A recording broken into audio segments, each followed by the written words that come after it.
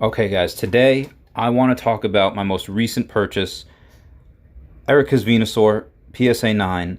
And why I got this in PSA 9 where I mostly collect 10s is because I see tremendous value in this.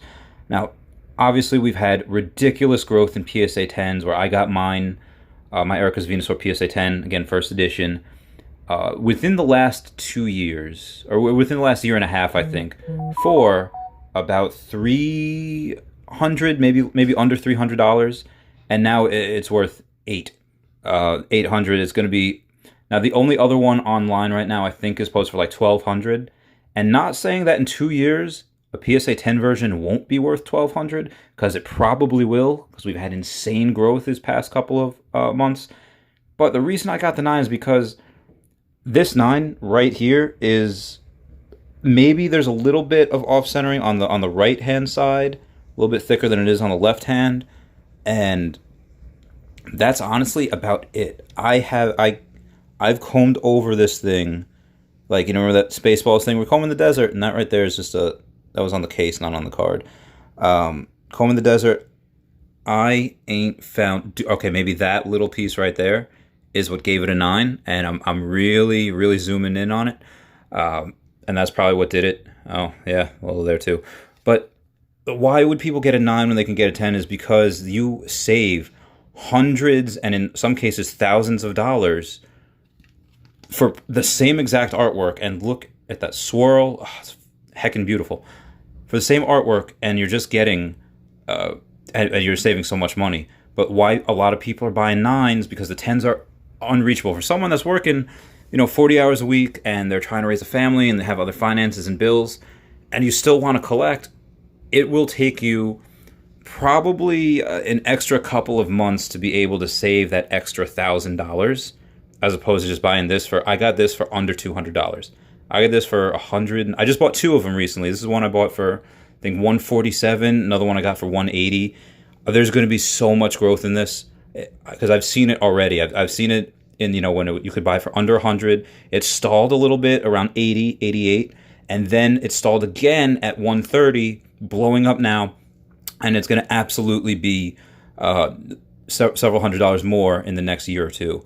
So again, investment long term. Pokemon mirrors the stock market in so many ways.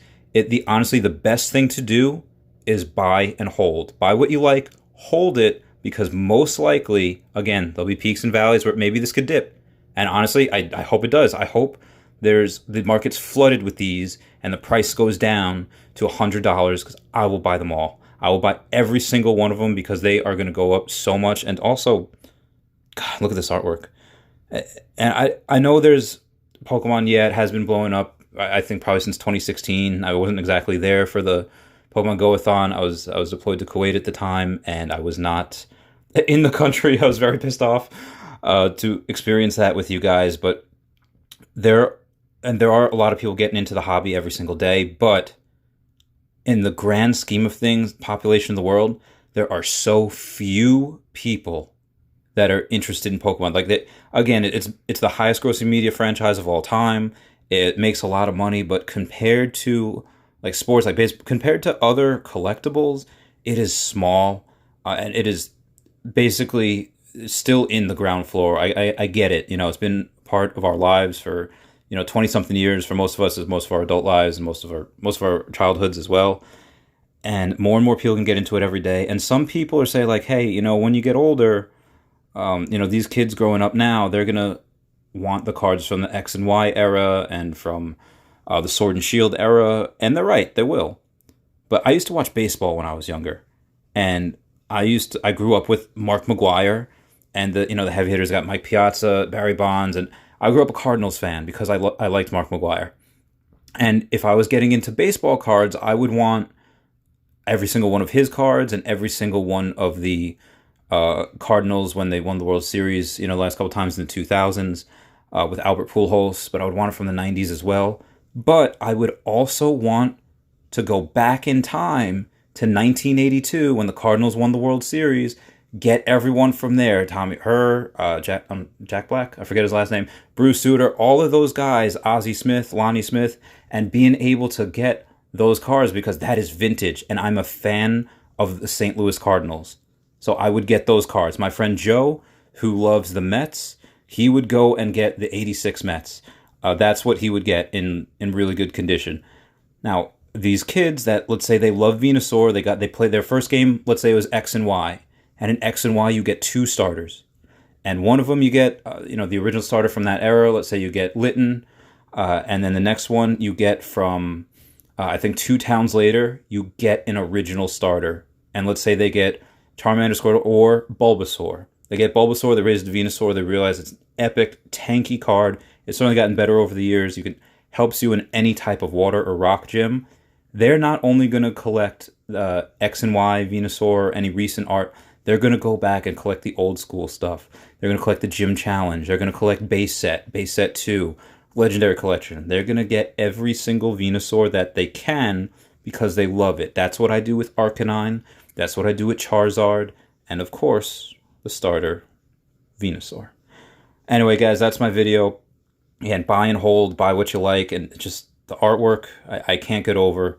Gary Vaynerchuk, for those who don't know him, he, podcast on Joe Rogan like a year or two ago, he says, why is Fuller House like the #1 show on Netflix at the time?